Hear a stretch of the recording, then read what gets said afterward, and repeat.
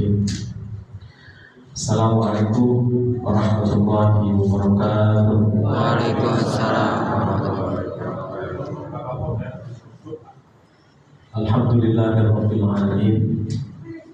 Wal 'aqibatu lil muttaqin wa la 'udwana illa 'alal zalimin. Asyhadu an la ilaha illallah wa asyhadu anna Muhammadan 'abduhu wa rasuluh. Allahumma shalli wa sallim wa barik ala sayyidina Muhammadin wa ala alihi wa sahbihi ajma'in. Al-Karam para asatidzah, para guru, khusus ketua DKM dan Al-Jihad Khalid SD beserta Asudrianto dan pengurus lainnya, sahib saya, saudara saya Haji Tulus yang luar biasa, sehat selalu Pak Haji. Beliau teman saya perjuangan. Alhamdulillah bisa silaturahim ke sini Pak Haji, ya Allah. Beliau masih gitu-gitu juga wajahnya, masih muda terus. Menurut saya nggak berubah ini Pak Haji Tulus. Bapak-bapak, para orang tua sepuh yang saya hormati, dan para ibu-ibu dan remajanya, alhamdulillah saya dua kali di sini dulu secara silaturahim dalam rangka melihat masjid Al-Jihad yang namanya aja udah luar biasa, Al-Jihad, perjuangan. Baru itu saya dengar Pak Haji Tulus di sini katanya, cuma waktu itu beliau tidak ada. Jadi saya disuruh, alhamdulillah malam ini bisa di sini, walaupun tadi muter-muter juga. Dan azan di situ, wah sebentar, alhamdulillah kecanda. Tema saya yang dikasih tahu tadi adalah puasa itu bisa memupuk silaturahmi atau persaudaraan. Ya, tentunya tidak perlu pakai jauh-jauh nih. Saya aja ini bisa kesini gitu, karena bulan suci Ramadan. Mungkin kalau hari-hari biasa agak jalan tempuh, bapak-bapak apalagi para yang bekerja, yang mungkin pulangnya mungkin sudah isya. Tapi dengan bulan suci Ramadan, alhamdulillah bisa silaturahmi.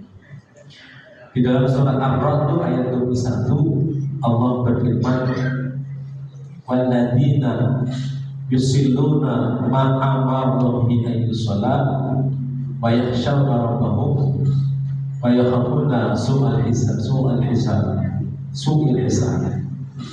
Jadi orang-orang yang menghubungkan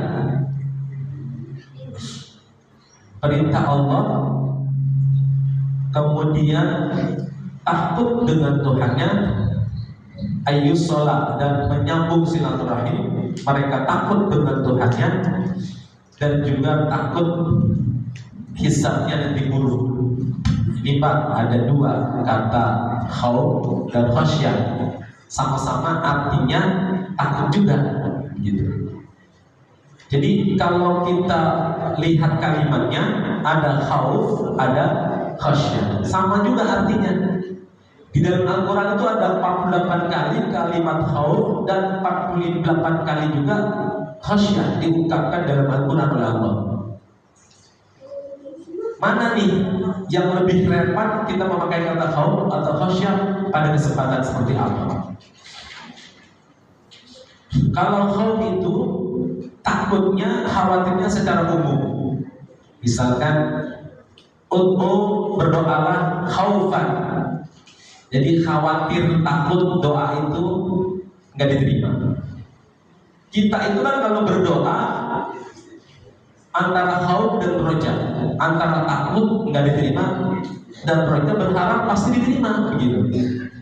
Kalau terlalu optimis kita, wah pasti di doa kita minta ini besok dikabulkan, gitu. Walaupun kriteria doa itu tidak semestinya dikabulkan di dunia, bisa jadi tahan Allah nanti di akhirat kelak. Bahkan doa itu adalah ibadah. Jadi kalau kita berdoa itu adalah ibadah. Ada orang yang gak pernah berdoa. Orang apa itu Pak? Orang yang gak sholat. Orang yang gak sholat itu gak berdoanya. Maka dari itu khauf dan khasyah, khasyah itu lebih khusus, dia takut dan khawatir karena pengetahuannya. Mana tinggi antara khasyah dan khauf? Tinggian khasyah.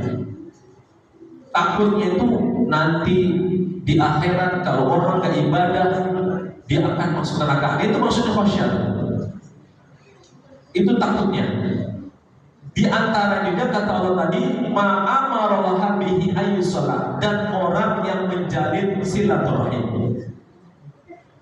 Jadi kalau orang memutus silaturahmi itu balasannya, ganjarannya buruk. Jadi la yadkhulul jannah qati'ur rahim. Tidak akan masuk surga orang yang memutuskan silaturahim. Ini kesel dikit sama tangga berapa hari gitu. Kalau perbedaan dalam kita itu biasa, tapi kalau sampai kesel berhari-hari ya nggak boleh. Kalau dalam Kementerian Agama Pak Haji Tulus namanya ya, itu namanya meningkatkan kerukunan dan cinta kemanusiaan. Itu bagian daripada aspek prioritas Kementerian Agama tuh. Jadi makanya persatuan ini dijaga betul. Apalagi di negara kita ini yang memang multikultural dan menjemuk sekali.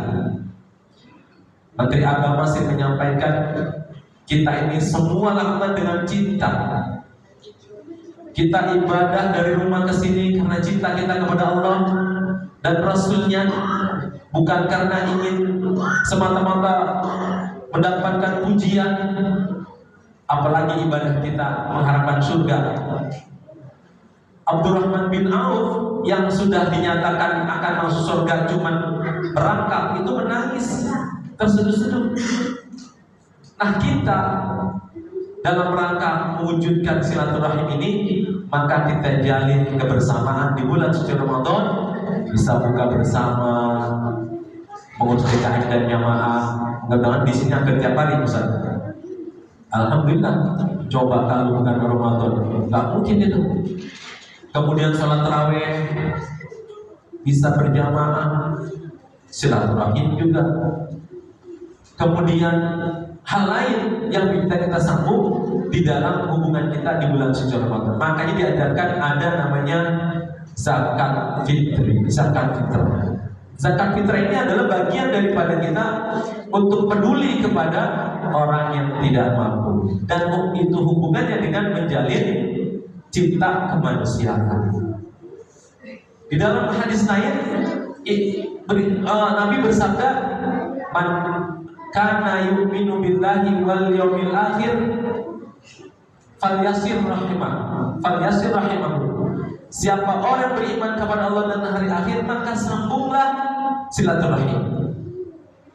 Mudah-mudahan kita ini dengan berjamaah terus di masjid selalu memberikan yang watawasau bil haq watawasau bis sabr, saling menasih kebenaran dan kesabaran. Tidak ada perbedaan siapapun di masjid ini. Kalau sudah berbaris, maka itu bagian daripada kita menyambung silaturahim. Silaturahim itu silah rahim, kasih sayang. Jadi kita menyambung kasih sayang, jangan sampai putus. Maka di bulan suci Ramadan ini banyak sekali kegiatan di masjid, di antaranya adalah itu. Maka sebagai umat Islam kita bersyukur nanti di akhir Ramadan ada halal bihalal, ada Idul Fitri, kita berkumpul, kita terus menjalin silaturahmi dengan bersalaman, mendatangi, berkunjung kepada orang-orang saudara kita. Itu luar biasa. Saya ada cerita dari jamaah saya, Pak. Jamaah saya itu orang yang awam, tidak pernah sholat, mohon maaf. Tapi di usia yang 60 lebih 70 dia rajin sholat, ke masjid dia datang terus berjamaah. Memang gak bisa apa, tapi diikuti apa yang di masjid diadakan. Dia pikir pernah dia ikuti. Masya Allah Pak, setelah hari raya nih, besoknya karena tadi dia datang ke kebun masih tugas siram, maka dia meninggal ketika masih bekerja. Jadi kalau menurut saya itu mudah-mudahan husnul khatimah. Jadi udah dia bertobat di bulan suci Ramadan, kemudian udah silaturahim, banyak orang tetangga, maka dipanggil pada saat itu. Insya Allah orang seperti itu adalah orang yang husnul khotimah, karena dia sudah insya Allah bertobat di bulan suci Ramadan, kemudian saling bermaafan. Karena orang Islam itu diuntungkan lagi kita ini karena ada saling memaafkan. Coba kalau tidak ada itu, barangkali kita nggak pernah ketemu, yang udah pernah kesel oleh kita ada aja kan kayak kita yang tidak enak gitu kan. Tapi dengan Ramadan, dengan Idul Fitri, Allah paksain gak apa-apa dah. Tapi bersalaman, ketika bersalaman maka semua dosa dan satu rontok karena kita menjalin silaturahim. Kalau di kampung saya itu ada namanya, kalau berbalan tuh bagi-bagi kue. Jadi ketahuan kalau yang masih nggak silaturahim diputus tuh nggak ngirimin, walaupun kuenya muter itu juga.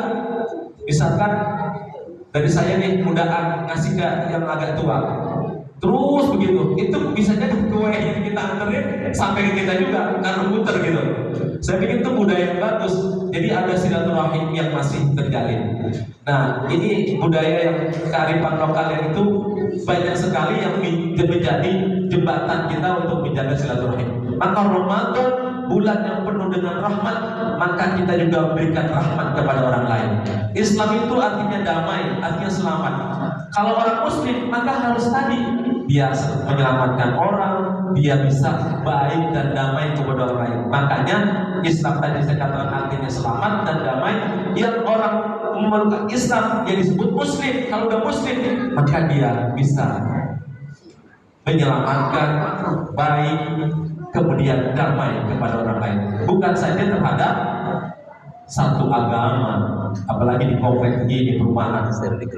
Ini kan banyak mungkin saudara kita yang lain, maka itu dijalin. Dan itu bagian daripada namanya meningkatkan kerukunan dan cinta kemanusiaan. Dan ini menjadi tugas kita sebagai umat Islam, menunjukkan bahwa umat Islam itulah rahmatan lil alamin. Orang kalau gak ada kita nyariin, si bulan kemana ya? Perasaan saya nggak enak, nggak ada dia tuh. Kenapa dia? Orangnya baik kok, ucapannya baik kok, terus gerak-geriknya enak kok. Itulah yang diharapkan orang Islam itu seperti itu. Jangan siapa kemana, biarin dia mah nggak ada, bikin rese terus. Nah ini kan namanya tidak mencerminkan orang Muslim yang diharapkan makna Islam sendiri seperti itu. Nah, mudah-mudahan jamaah Masjid Al-Jihad, mohon maaf Pak, saya bukan mengajari, tapi silaturahim ini Pak, sebagai rasa pengen ketemu Pak Haji Tulus juga.